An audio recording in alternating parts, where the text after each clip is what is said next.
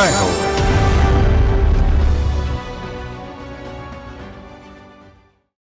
నమస్కారం. సామాన్యుల అసమాన విజయ గీతిక జైహోకు స్వాగతం. మనిషి మృగాడై ఆమ్లదాడికి దిగడంతో బెనారస్ యువతి ఫ్యాషన్ డిజైనర్ ప్రగ్యా సింగ్కు తీవ్ర గాయాలయ్యాయి. కొన్నేళ్ల క్రితం జరిగిన యాసిడ్ దాడి ఘటన ఆమె ముఖాకృతిని మార్చింది. కానీ ఆమె ఆశే మారిపోలేదు. కోలుకొని కొత్త జీవితం నిర్మించుకున్నారు. తనలాంటి వందలాది బాధితులకు బాసటగా నిలిచారు. ఇక ఖైదీల్లో పరివర్తనకు గుజరాత్ జైళ్ల శాఖ సంస్కరణల పదంలో సాగుతోంది. లాజ్పూర్ జైలు ఉన్నతాధికారులు ఆరంభించిన రేడియో కేంద్రం దేశంలో కారాగారాలకే ఆదర్శమైంది. వినూత్న కథనాలతో మీ ముందుకు వచ్చింది జై హో. జై హో.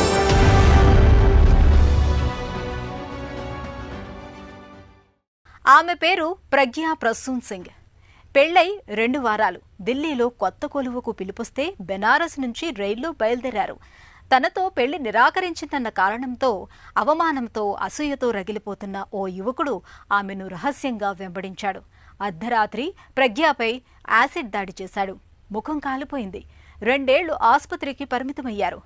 15 శస్త్రచికిత్సలతో కోలుకున్నారు. తర్వాత ఆమె ఆమ్లదాడి బాధితులకు ఆసరాగా ఓ స్వచ్ఛంద సంస్థ నెలకొల్పి ఆదుకుంటున్నారు. వారి హక్కుల కోసం పోరాడుతున్నారు. పాలింకిపోవటానికి మాత్రలు ఉన్నట్లే మనసింకిపోవటానికి మాత్రలుంటే బావుండు అన్న ఓ కవయిత్రి మాటలను కథానాయకురాలు ప్రగ్యా పరిస్థితికి అక్షరాల అన్వయించవచ్చు. వర్ధమాన ఫ్యాషన్ డిజైనర్ ప్రగ్యా ప్రసూన్ సింగ్ది కదిలించే కథ కన్నీటి వ్యధ. ఆమె స్వస్థలం జార్ఖండ్ రాష్ట్రం ధన్బాద్. బెనారస్లో ఉంటున్నారు. చదువైపోగానే ప్రగ్యకు పెళ్లైంది. కాని అంతకుముందు ఓ యువకుడి పెళ్లి ప్రతిపాదనను ఆమె తిరస్కరించింది. ఆమె మర్చిపోయినా అతడు మర్చిపోలేదు. 2006లో ప్రగ్యా ఓ రోజు ఉద్యోగం కోసం రైల్లో బెనారస్ నుంచి ఢిల్లీకి ఒంటరిగా బయలుదేరారు. నడిరాత్రి దాటుతున్న సమయంలో పొంచి ఉన్న అతడు ప్రగ్యా మీద యాసిడ్ చల్లాడు. అంతే, ఒళ్లంతా మంటలు, నరక యాతన. ఏం జరిగిందో తెలిసేసరికి ఆమె ఆసుపత్రిలో ఉంది. ఓ వైద్యుడు, తోటి ప్రయాణికులు కాపాడారు. కాని ఆమ్లదాడిలో ఓ కన్ను పోయింది. ముఖాకృతి మారింది. సకాల వైద్యంతో మరో కంటి చూపును వైద్యులు కాపాడగలిగారు. 2 ఏళ్ల పాటు మంచానికే పరిమితమైంది. ముఖాకృతిని మామూలుగా చేసేందుకు అనేక శస్త్రచికిత్సలు చేశారు. The attack happened 12 days after my wedding in 2006. అది 2006 సంవత్సరం. నాకు పెళ్లైన 12 రోజుల తర్వాత ఆ దాడి జరిగింది. ఏప్రిల్ 18న వివాహమైంది. అదే నెల 30న ప్రాంగణ నియామకం కోసం నేను నివసించే వారణాసి నుంచి ఢిల్లీ వెళ్లాల్సి వచ్చింది. రైల్లో ఒంటరిగా ప్రయాణిస్తున్నాను. అర్ధరాత్రి నిద్రలో ఉండగా నన్ను పెళ్లాడాలనుకుని భంగపడిన యువకుడు హఠాత్తుగా నాపై యాసిడ్ చల్లాడు. ఒక్కసారిగా ఒళ్లంతా నొప్పి, ఉక్కిరిబిక్కిరయ్యాను. ఒళ్లంతా మండిపోతున్నట్లు నరకయాతన పడ్డాను. There was so much of burning sensation over my whole body. ప్రగ్యకు మానసికంగా, శారీరకంగా అనేక సవాళ్లు ఎదురయ్యాయి. అయినా కుటుంబ సభ్యుల మద్దతు లభించింది. సానుకూల దృక్పథం తోడైంది. తను కోలుకుంది. యాసిడ్ దాడుల్లో గాయపడి ప్రాణాలతో బయటపడిన వారంతా ఆర్థికలేమి నేపథ్యం నుంచి వచ్చినవారే ఉన్నారని ప్రగ్యా గ్రహించారు. ఈ క్రమంలో అలాంటి వారికి ఆర్థికంగా అండగా నిలిచేందుకు ఆమె 2013లో అతిజీవన్ ఫౌండేషన్ను స్థాపించారు. ఈ స్వచ్ఛంద సంస్థ యాసిడ్ దాడి బాధితులకు, ఒళ్లు కాలిన వారికి, అవసరమైన వారికి ఉచిత శస్త్రచికిత్సలకు తోడ్పడుతోంది. వృత్తి విద్యల్లో శిక్షణ అందించి పునరావాసానికి మార్గం చూపుతోంది. ప్రగ్యా నేటిదాకా తన ఫౌండేషన్ ద్వారా 250 యాసిడ్ దాడి బాధితులకు సాయం చేశారు. అసంఖ్యాకులకు కౌన్సిలింగ్ అందించారు. ఆసుపత్రిలో నేను, నా పక్కనే ఉన్న నాలాంటి కొందరిని కలిశాను. కొందరికి కుటుంబ సభ్యులు తోడున్నారు. మరికొందరికి ఎవరూ లేరు. వాళ్లకు దిశానిర్దేశం చేసే వాళ్లూ లేరు. మీకేమీ కాదులే, కోలుకుంటారు అని ధైర్యం చెప్పేవారు కనబడలేదు. వారితో మాటలు కలిపి వివరాలు తెలుసుకున్నాను. అలాంటి వారికి భరోసాగా, ఆసరాగా అతిజీవన్ ఫౌండేషన్ సంస్థను ప్రారంభించాను. యాసిడ్ దాడికి గురైన వారికి సంస్థ ఆధ్వర్యంలో కాలిన గాయాలకు చికిత్సలకు సహాయపడుతుంది. శరీర పునరాకృతికి శస్త్రచికిత్సలు, ఇతర వైద్య సాయాలను ఉచితంగా అందిస్తుంది. అతిజీవన్ ఫౌండేషన్ ఆమ్లదాడితో గాయపడిన అమ్మాయిల పునరాకృతి శస్త్రచికిత్సలకు సహకరిస్తోంది. స్కిన్ గ్రాఫ్టింగ్, హెయిర్ ట్రాన్స్ప్లాంట్ చికిత్సలకు కార్పొరేషన్ల నుంచి, వ్యక్తుల నుంచి విరాళాలు సమకూరుస్తుంది. దాడిలో గాయపడి ప్రాణాలు దక్కించుకున్న వారి ఆర్థిక స్వావలంబనకు స్వతంత్రంగా సంపాదించుకునేందుకు తోడ్పాటు అందిస్తోంది. వృత్తి విద్యా నైపుణ్యాలు నేర్పేందుకు కార్యశాలల్ని నిర్వహిస్తోంది. Empower them so much that they live their life with dignity. సాధికారత కల్పించని పక్షంలో వీరు స్వాభిమానంతో హుందాగా జీవించలేరు. గౌరవప్రదంగా జీవించడమే నాకు ముఖ్యం. ఎందుకంటే నాకు చికిత్స పూర్తయ్యాక నేను తిరిగి పనిలోకి వెళ్లాలని అనుకున్నాను. కానీ నన్ను వెళ్లనివ్వలేదు. నీవు శస్త్రచికిత్సలు అన్నీ అయ్యాక వెళితేనే మంచిదని సలహా ఒకటిచ్చారు. ఇక నేను గతంలోలా మామూలుగా కనిపించలేనని వారికి ఎలా చెప్పాలి? వాళ్ల మాటలు నా మనసును నొప్పించాయి. కానీ ఏదో ఒక స్థిరమైన పనిలో నిమగ్నమయ్యేందుకు మార్గాలను వెతికాను. లాభం లేకపోయింది, సాధ్యం కాలేదు. నాలాంటి వాళ్ళు ఎక్కడైనా ఏ పనైనా చేసేందుకు అవకాశాలే లేవని అర్థమైంది. For people like me to work anywhere. ప్రజ్ఞ రాజీలేని కృషికి ప్రయత్నాలకు ఎంతో గుర్తింపు లభించింది. 2019లో ఆమెను భారత ప్రభుత్వం నారీ శక్తి పురస్కారంతో సత్కరించింది. ఆమ్లదాడి బాధితుల్ని గౌరవంగా చూడాలి, వారిని బాధితులుగా కాకుండా దీశాలుల్లా భావించేలా ఈ సమాజం ఉండాలని ప్రజ్ఞ అభిలషించారు. ఆమె ప్రారంభించిన అతిజీవన్ ఫౌండేషన్ అలాంటి వారికి అండగా నిలవాల్సిన ప్రాధాన్యాన్ని ప్రముఖంగా ప్రస్తావిస్తోంది. కాలిన శరీరాల పునరాకృతి చికిత్సలకు చర్మ దానాన్ని ప్రోత్సహిస్తోంది. I always say that I hope and I wish that నేనెప్పుడు చెప్పేది ఏమిటంటే ఈ సమాజానికి అతి జీవన్ లాంటి సంస్థ అవసరం రానేకూడదు. ఆమ్లదాడులు లేని, కాలిన గాయాలు లేని సమాజం కావాలి. వరకట్నమోచ కుటుంబ కలహాలో ఏవైనా కావచ్చు, వధువుల సజీవ దహనాలు ఇకపై ఉండకూడదు. అయితే అలాంటి సమాజం ఏర్పడే వరకు అతి జీవన్ సంస్థ అవసరం ఉంటుంది. జనచైతన్యం కోసం నేను ప్రయత్నిస్తూనే ఉంటాను. కాలిన గాయాలకు ప్రథమ చికిత్సల అవసరం, అమ్మాయిల హక్కుల లాంటి అంశాలపై అవగాహన కార్యక్రమాలను కొనసాగిస్తాను.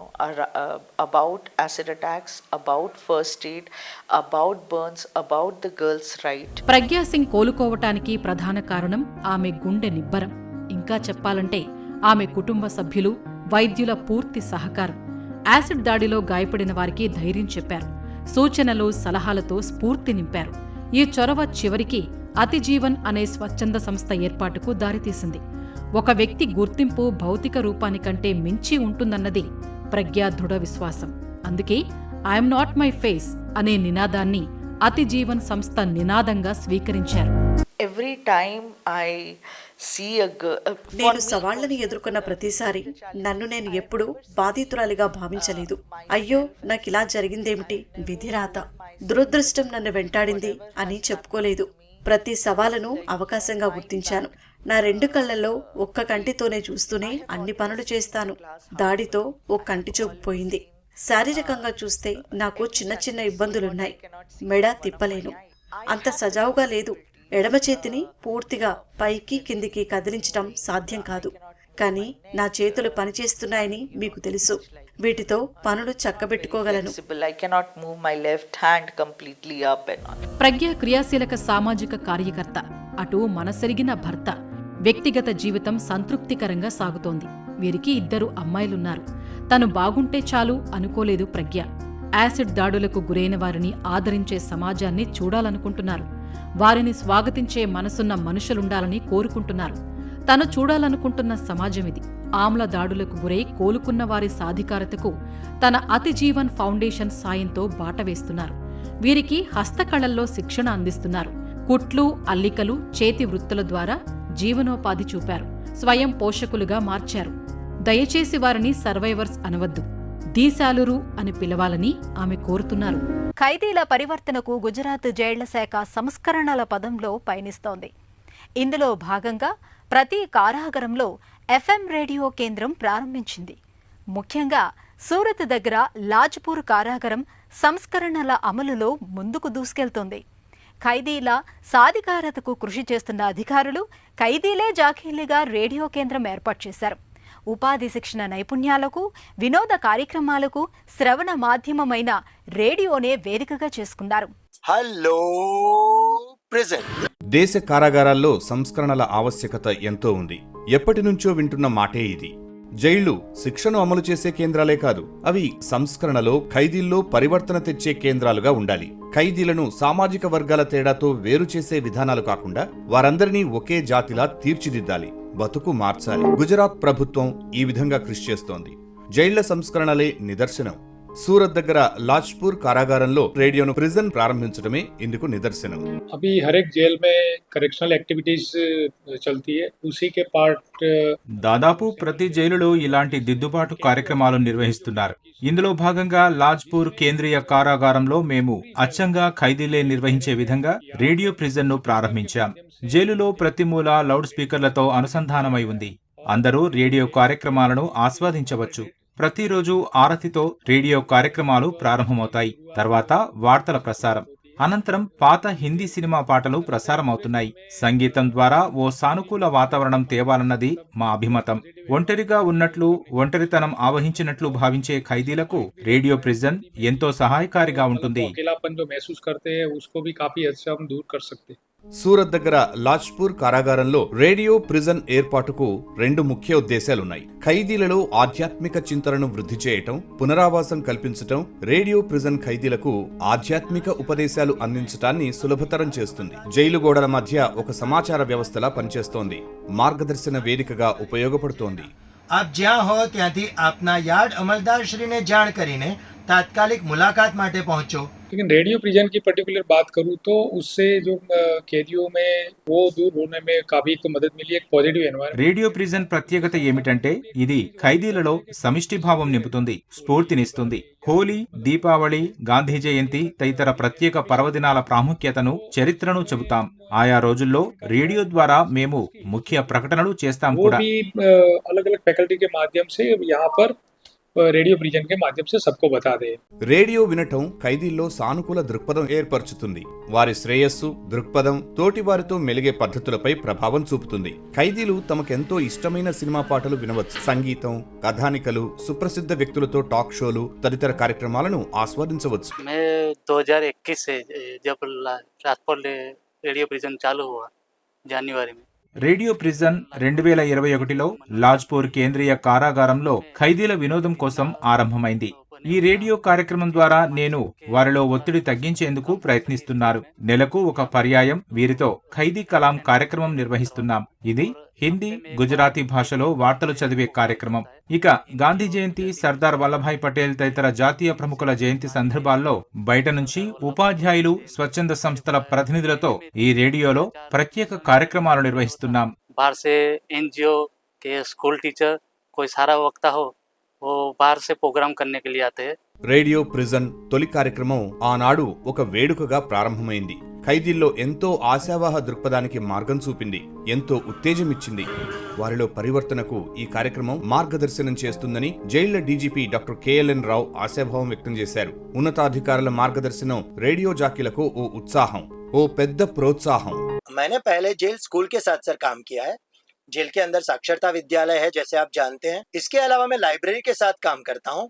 तो जब బుక్ ఆర్డర్ లేని ఇది వరకు నేను ఈ జైలు పాఠశాల గ్రంథాలయంలో పనిచేశాను. ఖైదీలే నా దగ్గరికి వచ్చి పుస్తకాలు తీసుకెళ్తున్నప్పుడు వారిలో సృజనాత్మక శక్తి నాకు తెలిసింది. కేవలం చదవటమే కాదు, కథా రచన, కవితలు, గజిల్స్ రచన సంవిధానంపై వారు ఆసక్తి చూపటాన్ని నేను గమనించాను. ఖైదీలో తమ జీవితానుభవాలను వ్యక్తపరిచేందుకే రేడియో ప్రిజన్ ఏర్పాటైంది. వారి ప్రతినిధిగా ఉంటూ వారితో ఈ కార్యక్రమాన్ని చక్కగా నడిపించవచ్చన్న విశ్వాసం కలిగింది.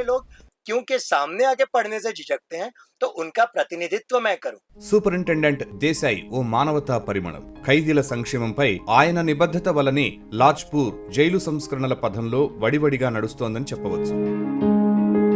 ఖైదీల్లో ఆధ్యాత్మిక భావన ఏర్పడేందుకు రేడియో ప్రిజన్ ప్రత్యక్ష ప్రసార వ్యవస్థది కీలక పాత్ర అని దేశాయ్ చెబుతూ ఉంటారు. తమకు అవకాశమిచ్చినందుకు ఆయనకు ఉద్యోగులు, ఖైదీలు కృతజ్ఞతలు తెలిపారు.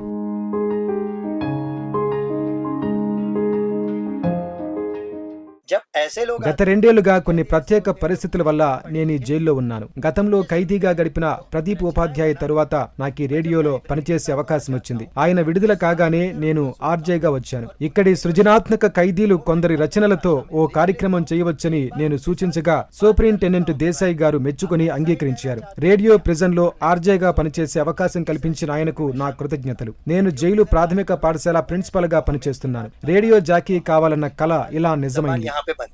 ఈ రేడియో వ్యవస్థ విజయం రేడియో జాకీల మీద ఆధారపడి ఉంటుంది. ఇందులో గాత్రం అందించే ఓ పోలీసు అధికారి, 2 ఖైదీలు పనిచేస్తున్నారు.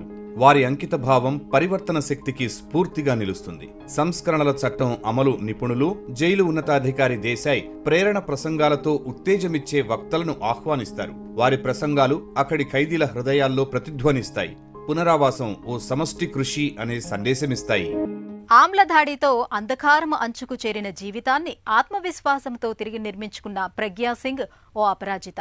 వందలాది బాధితులకు ఆసరాగా నిలిచిన విజేత. రేడియో కేంద్రంతో ఖైదీల పరివర్తనకు కృషి సాగిస్తున్న లాజ్పూర్ జైలు అధికారులు స్ఫూర్తిదాతలే. మరిన్ని కథనాలతో వచ్చే వారం జైహోలో మళ్లీ కలుద్దాం. నమస్కారం.